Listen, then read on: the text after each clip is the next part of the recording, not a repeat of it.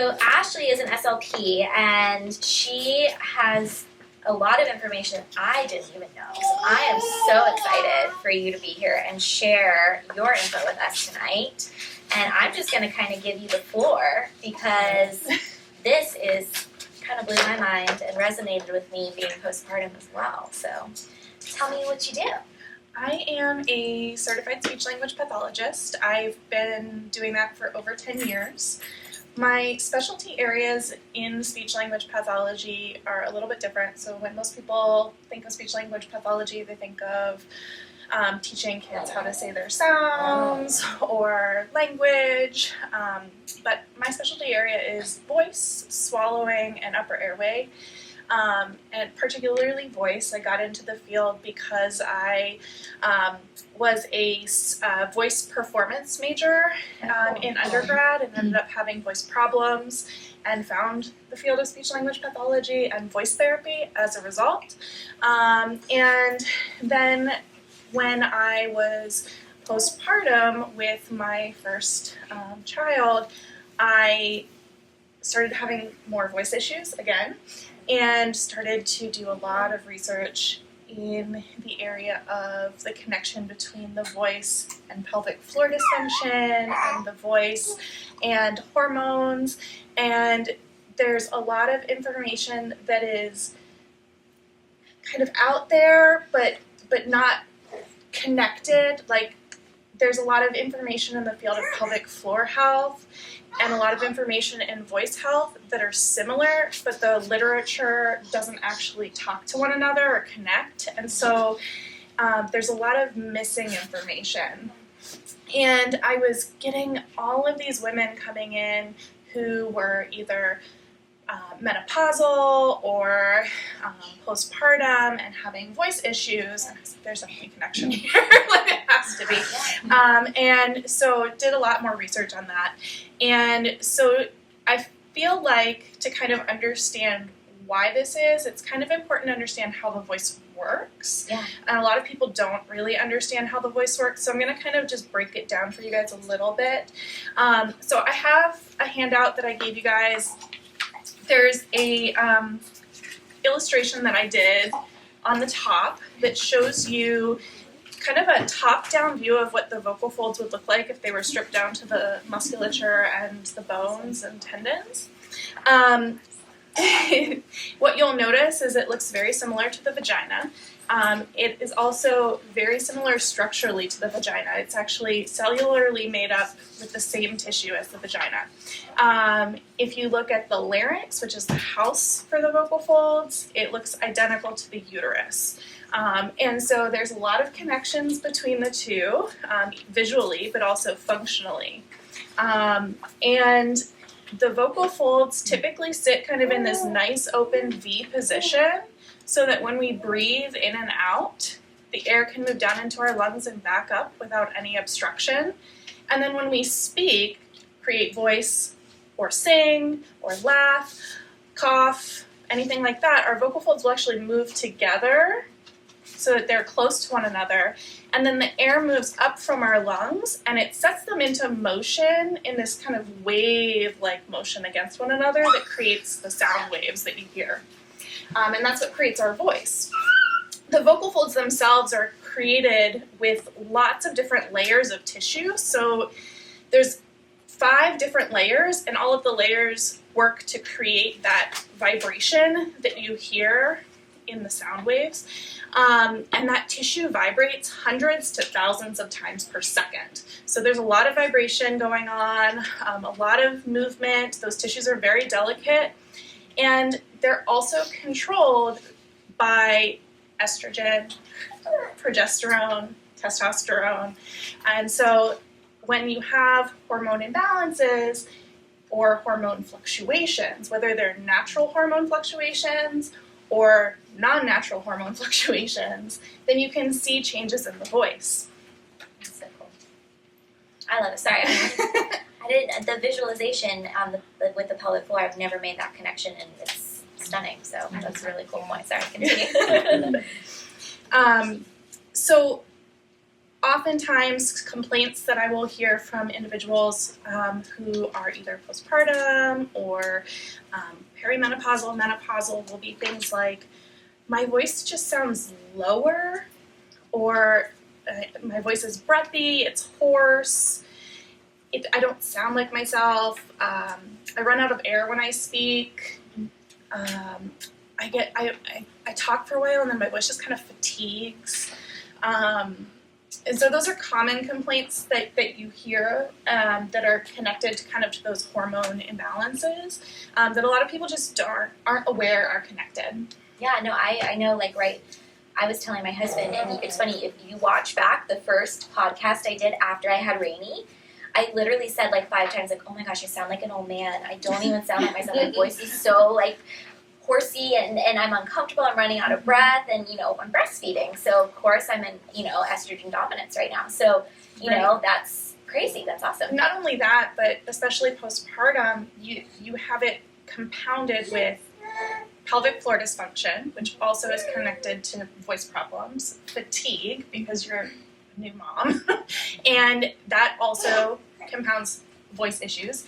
And in that moment, it's really important to have a voice and be able to use your voice, because that's how we connect with our babies, is talking to them, reading them stories, singing them lullabies. And so it's a really vulnerable time, and a lot of moms, new moms, don't know that there's help out there for people who are struggling with that when they're postpartum. That's awesome. Yeah, I had no idea, and that is just so cool, because you're right. Like, that's when, also, you know, if you're dealing with anything where you need your voice as far as, like, healthcare questions with your baby, you know, navigating new family roles, it's a very vital time and vulnerable time.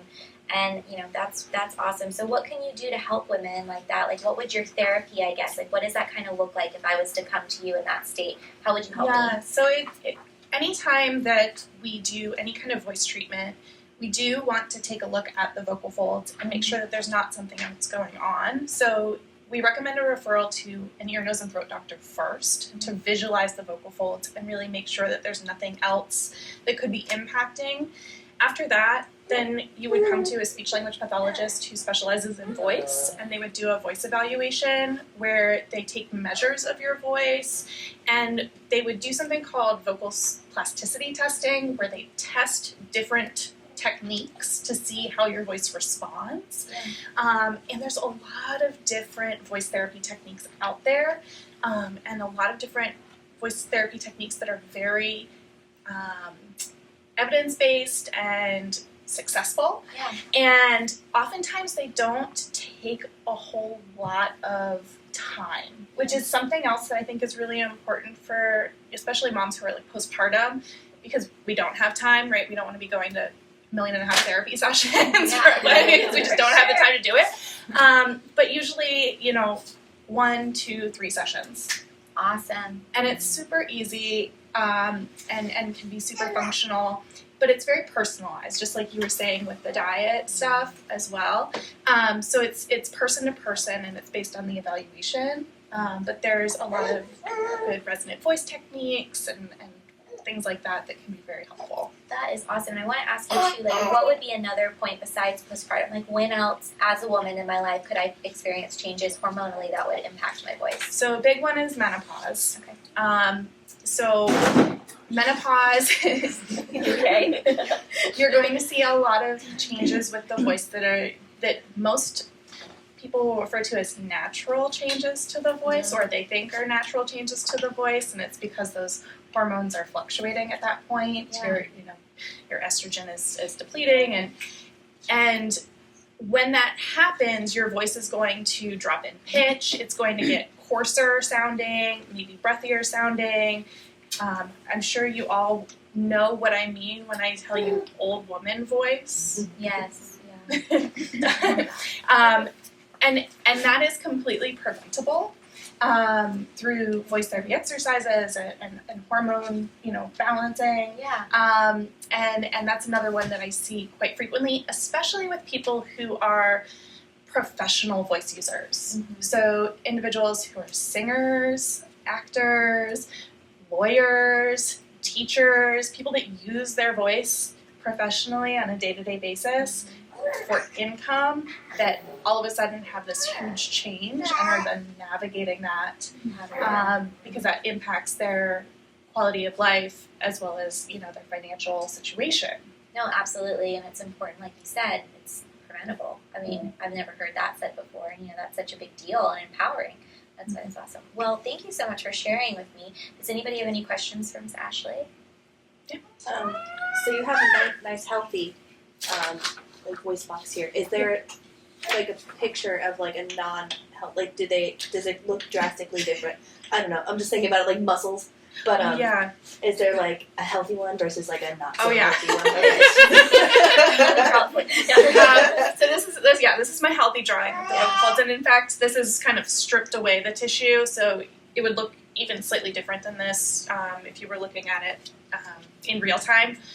But there's a lot of different things that can cause an unhealthy voice. We see things from muscle tension problems that can cause what we call muscle tension dysphonia, and that's actually common as a secondary problem from some of the hormonal problems because people try to compensate by squeezing their muscles, and then we see problems from that. There are things like vocal nodules, vocal polyps, vocal cysts, vocal cancers. So there's tons and tons and tons of different pathologies that you could see that would make a voice unhealthy.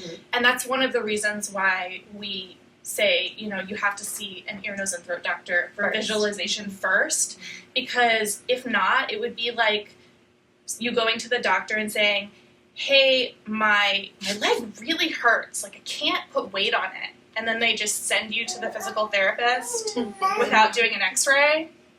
Like, yeah, it's not super safe because we can do the wrong thing, so we always want you to get visualized first, just to make sure. But if it's fairly normal and healthy otherwise, it's usually kind of a result of some other connection to the body.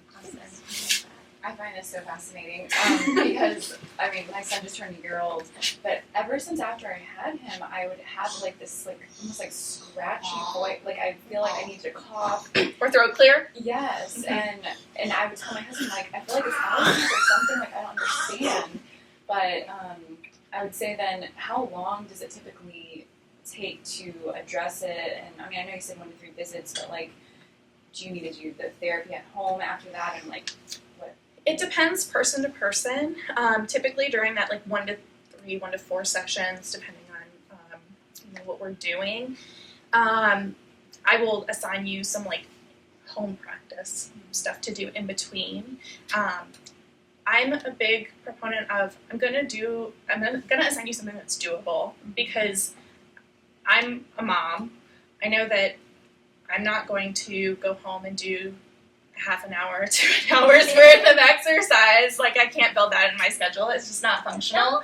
I would never, you know, but if I can assign you something that you do while you're already doing something else, and that's super easy for you to add into your routine, or some tips and tricks for like when you're singing your lullabies or when you're reading your book, like those are going to be the home practice because that's really functional. And it's something that's not going to take up your time because it's something you're already doing. It's just teaching you how to do it in a way that's healthy and will be beneficial to your voice in the long run. That's awesome. Yeah, very cool. Any other questions? Well, thank you so much. That was amazing. So that's kind of the talk end of things, and I'm ready to turn it over for yoga unless you guys have any final thoughts or final questions you want to ask any of us. Thank you guys again. This was awesome.